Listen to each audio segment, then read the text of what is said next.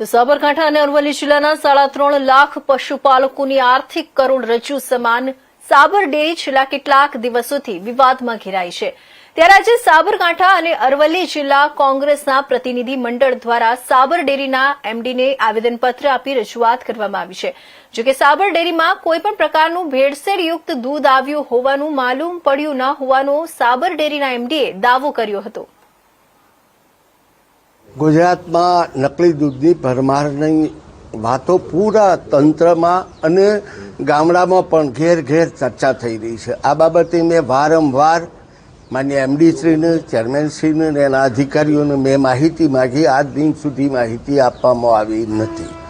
સાબર ડેરીની ટેરિટરીમાં અને ગુજરાત બહારથી આવતા દૂધમાં કેટલું દૂધ ઓછું થયું એના ડેલી ટંક રિપોર્ટ અને કેટલું દૂધ છેલ્લા 2 વર્ષથી 24 ડિસેમ્બરથી આ દૂધ આવે છે એવી માહિતી મળતી હતી, લોકમુખે ચર્ચા થતી હતી।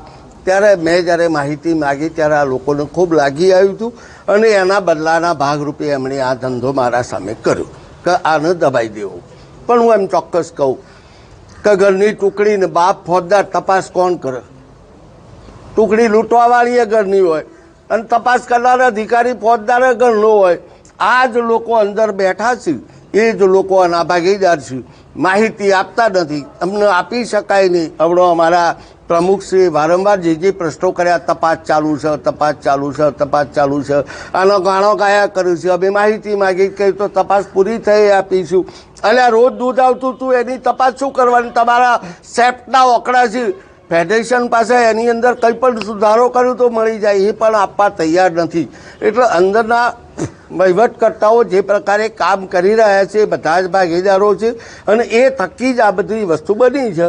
આવનારા દિવસોમાં હાઈકોર્ટનું શરણું લઈશું અને અમારી કાર્યવાહી અહીંથી કલેક્ટર સાહેબને રજૂઆત કરવાની, પ્રજાને રજૂઆત કરવાની, એમને જાગૃત કરવાના। ત્યાર પછી અમે હાઈકોર્ટ જઈને આ તપાસની સીટ માટે માગણી કરીશું। જે પ્રકારે જે હુમલો કરવામાં આવ્યો હતો એ હુમલાનું મુખ્ય કારણ શું? બસ એક જ આ